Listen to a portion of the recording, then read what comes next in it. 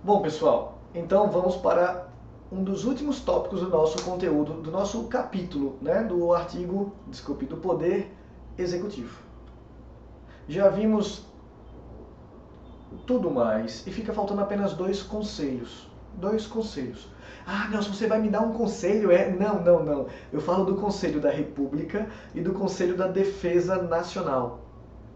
Os conselhos constitucionais. Lá do artigo 89 e 90 e do artigo 91, certo? Cai muito sobre conselhos. Eu vou sair aqui da frente para que a gente possa fazer uma boa leitura, uma leitura atenta da nossa Constituição Federal, tá certo?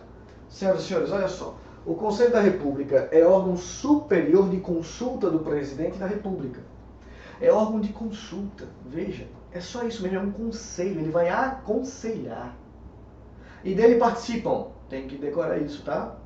Quem é que participa desse conselho? O presidente, é verdade, né? O presidente vai presidir o conselho é para o presidente consultar.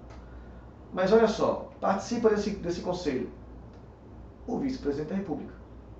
Olha aqui, o presidente da Câmara, o presidente do Senado. Olha só a linha sucessória, quase toda, só faltou o presidente Supremo. Mas ainda, líderes da maioria e minoria na Câmara, líderes da maioria e minoria no Senado. Eu não sei se você já viu, mas às vezes aparece assim no jornal, o deputado sendo entrevistado, fulano de tal, aí tem lá, líder da minoria no Senado. Beltrano, líder, aí tem a legenda embaixo no jornal, líder da maioria na Câmara. Como assim, Nelson? Eles se organizam em oposição e governo. Quem tem mais? Bom, quem tem mais é a maioria. Quem é que tem menos nesse grupinho aí, nessa panelinha? A panelinha menor é o da minoria. E eles elegem representantes. Eles elegem representantes que chamaremos de quê? De líder da maioria e líder da minoria. Certo? Líder da maioria e líder da minoria. Veja que ele bota um plural aqui, não é? Líderes da maioria e da minoria na Câmara, líderes da maioria e minoria no Senado. É o líder da maioria e o líder da minoria. Vamos contar, olha só, temos o vice-presidente, 1, presidente da Câmara, 2, presidente do Senado, 3, líderes da maioria e minoria, 4, 5, líderes da maioria e minoria no Senado, 6, 7, ministros da Justiça, 8, e 6 cidadãos, 14. 8 mais 6, sou ruim em matemática, mas 8 mais 6 eu sei fazer, né? 14. Tome cuidado com uma observação que eu vou fazer agora para você. Quando eles falam assim, 6 cidadãos brasileiros natos, está aqui do meu lado. 6 cidadãos brasileiros natos. Aí a banca é uma sem vergonha. Ela está sempre tentando te fazer errar. A banca vai dizer assim, o Conselho da República, que é esse? É composto exclusivamente por brasileiros natos. Verdadeiro ou falso? Não. Os 3 primeiros até precisam ser natos, né? Vamos voltar aqui, ó. O vice-presidente tem que ser nato, o presidente da Câmara tem que ser nato, o presidente do Senado tem que ser nato.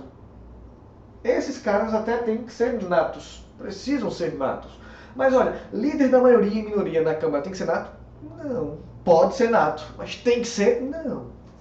Líderes da maioria, o líder da maioria e o líder da minoria no Senado ou na Câmara podem ser natos, mas não precisam ser natos. Olha, ministro da Justiça tem que ser nato? Não. Podem ser natos, mas não tem que ser. Os 3 primeiros precisam ser, porque estão na linha sucessória. E os 6 últimos também, olha. 6 brasileiros, 6 cidadãos brasileiros natos. Mas uma coisa é dizer que esses 6 cidadãos precisam ser brasileiros natos.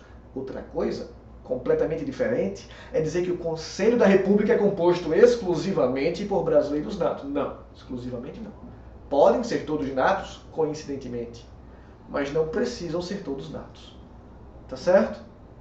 Observação também importante é o próprio texto do inciso 7. Olha só, 6 cidadãos brasileiros natos com mais de 35 anos de idade, opa, tem o requisito da idade, sendo 2 nomeados pelo presidente da República, 2 pelo Senado, 2 eleitos pela Câmara dos Deputados.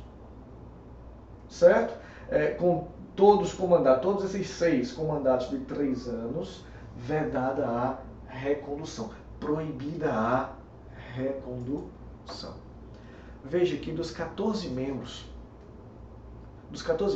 6 são cidadãos brasileiros natos com mandato certo. Que mandato? 3 anos, proibida a recondução. Esses 6, 2 o presidente escolhe, 2 o Senado escolhe, 2 a Câmara escolhe. Mas esses 6 só ficam 3 anos. Nelson, e os demais? E o ministro da Justiça? Enquanto for ministro da Justiça, ele fica. E o vice-presidente da República? E o presidente da Câmara? E o presidente do Senado? Enquanto ele ocupar a cadeira de presidente da Câmara, enquanto ele ocupar a cadeira de vice-presidente da República, ele fica no cargo, no conselho.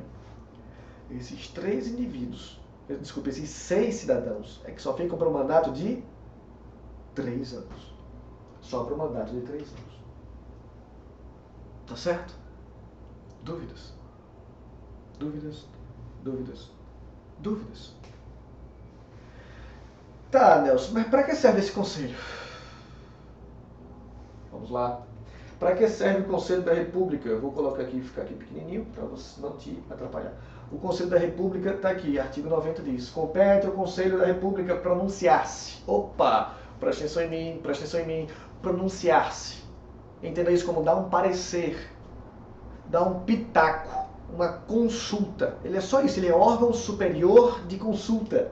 Ele dá pitaco. O presidente da República está na dúvida se faz ou não algo, ele vai lá e dá um pitaco. Mas o parecer do Conselho não é vinculante. O presidente tem que ouvir o Conselho, é verdade. Tem que ouvir o Conselho, mas segue o Conselho se quiser. Olha os casos. Intervenção federal, estado de defesa, estado de sítio.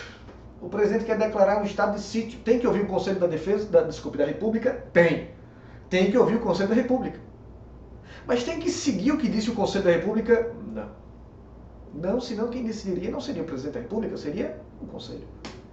O parecer do Conselho é obrigatório, mas não é vinculante. O parecer do Conselho tem que acontecer, mas não tem que ser seguido. Olha o outro inciso. As questões relevantes à estabilidade das instituições democráticas. O inciso 1 cai mais. Pessoal, eu quero que você memorize o inciso 1. Estado de Defesa, Intervenção Federal, Estado de Defesa e Estado de Sítio. Mas a outra hipótese, também é bom saber, questões relevantes à estabilidade das instituições democráticas. Veja como é amplo, né? Questões relacionadas à estabilidade das instituições democráticas. Tem que ouvir o Conselho? Tenho. Tem que seguir o Conselho? Não. Nossa, chega a cuspir agora. Não tem. Não tem que seguir o Conselho. Certo? É feito filho adolescente. Tem que ouvir os pais? Tem. Tem que seguir o Conselho dos pais? Não. Tem que ouvir os pais. Mas se vai obedecer ou não, seguir ou não o Conselho é outra história. Certo? Olha para cá, o parágrafo 1º diz: o presidente da República poderá convocar um ministro de Estado qualquer. Um ministro de Estado. Além do ministro da Justiça, que já faz parte do Conselho, o presidente da República pode convocar outro para participar da reunião do Conselho, quando constar da pauta questão relacionada com o respectivo ministério. Então esse Conselho vamos imaginar, ele quer declarar guerra a um país estrangeiro. Declarar guerra é estado de sítio. Tem que ouvir o Conselho? Tem. Ele pode chamar, além do ministro da Justiça, um outro ministro? Pode. Tem relação com a pasta da Defesa, né? Guerra, Defesa Nacional. Então ele pode chamar o ministro da Defesa, o ministro de Estado da Defesa. Certo? E por fim, o parágrafo 2º diz que a lei regulará a organização e o funcionamento do Conselho da República. Não tenho muito o que falar isso, ele está dizendo apenas que a lei vai regular esse conselho, né, o funcionamento desse conselho. Tá bom? Essa lei já existe. Essa lei já existe. Não é lei complementar, é lei ordinária, é bom que se diga. Mas ela regula, ela apenas explica como é que o conselho funciona. Remuneração, datas de reunião, sede, essas coisas. Tá bom? São remunerados, Nelson? Alguns são, nem todos. O vice-presidente não, por exemplo. Tá bom? Tá certo? Vou ficar por aqui, mas eu te vejo no próximo vídeo.